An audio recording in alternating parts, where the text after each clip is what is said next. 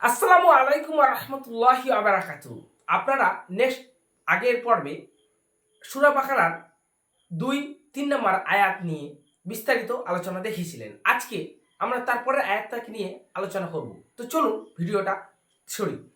যে তোমার প্রতি যাহা অবতীর্ণ করিয়াছে এবং তোমার পূর্বে যাহা অবতীর্ণ করিয়াছে তাহাতে যারা বিশ্বাস করে এবং যারা পরকালের উপর দৃঢ় বিশ্বাস রাখে।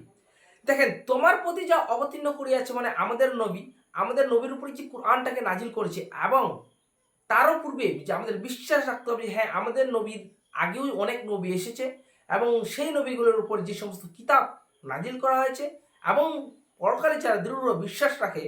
তারপরে নেক্সট আয়াত কি বলছে শুনি। উহারাই স্বীয় রবের প্রদর্শিত পথে অবস্থিত এবং উহারাই পাবে মুক্তি।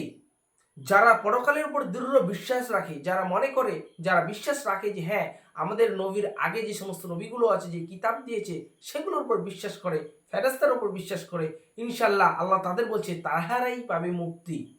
তারপরে আয়াত কি বলছে শুনি। বলছে বস্তুত যাহারা কাফের, এখানে কাফের শব্দটি বলতে বোঝানো হচ্ছে যে ব্যক্তি 5 ওয়াক্ত সালাত আদায় করে না, সে যেই হোক, মুসলিম পরিবারে হোক অথবা যে কোনো হোক, যে ব্যক্তি 5 ওয়াক্ত সালাত আদায় করলো না সেই কাফের। আজকে এতটুকুই, আবার নেক্সট পর্বে এই আয়াতটা সম্পর্কে বিস্তারিত আলোচনা করব। আসসালামু আলাইকুম রহমতুল্লাহি আ বারাকাতুহু।